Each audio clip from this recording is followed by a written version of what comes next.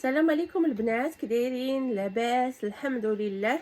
اليوم الفيديو ديالي فيديو مفيد جدا جدا. كي هم العيالات والرجاله حتى همايا هو المشكل ديال الكزيمه. قبل لا نبدا الفيديو ولا قبل لا نبدا نشرح لكم على تجربتي الشخصيه مع هذا المرهم او هذا البوماد، كنتسناكم ديروا لي لايك وديروا الابوني باش ان شاء الله تشجعوني ونجيبوا بزاف ديال المواضيع ولا بزاف ديال الفيديوهات اللي تيكونوا مهمين لصحتنا ولا لحياتنا اليوميه. البنات، انايا على حسب التجربه الشخصيه ديالي ان المشكل ديال الكزيمه سواء لا كان في اليدين ولا في الرجلين ولا عند العيالات ولا عند الرجاله انه واحد المشكل مشكل اش نقول لكم، تيبرزط بزاف بزاف، لا سواء في الفصل ديال الصيف ولا في الفصل ديال الشتاء.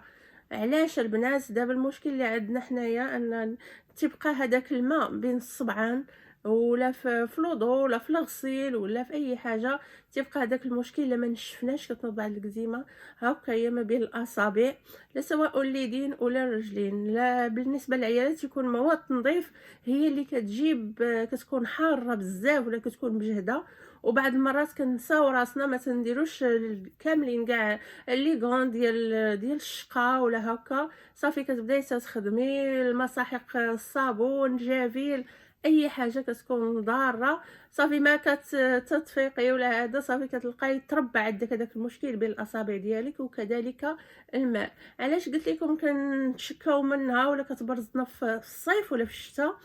لان البنات، لانها بزاف بزاف في الصيف بحال تنقول بحال الجسم ديالنا تيسخن، وهي تاهي قد ما حكيتيها قد ما كتزيد كتكبر وكتتبرزط، لا سواء في اليدين ولا في الرجلين او لا تاني في دابا في فصل الشتاء.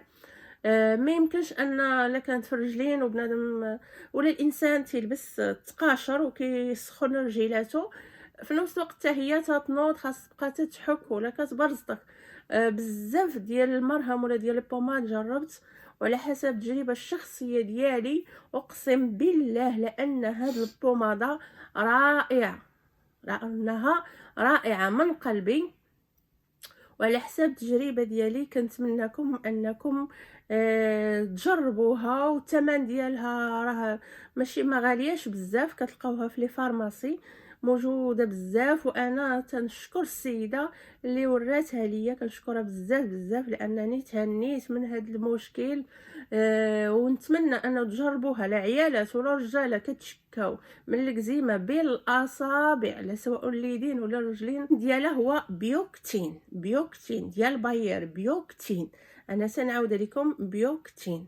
البوماد راها رائعه وزويونه، غير كتاخدي غير شي شويه، ما كدهنوش فيها بزاف، غير شي شويه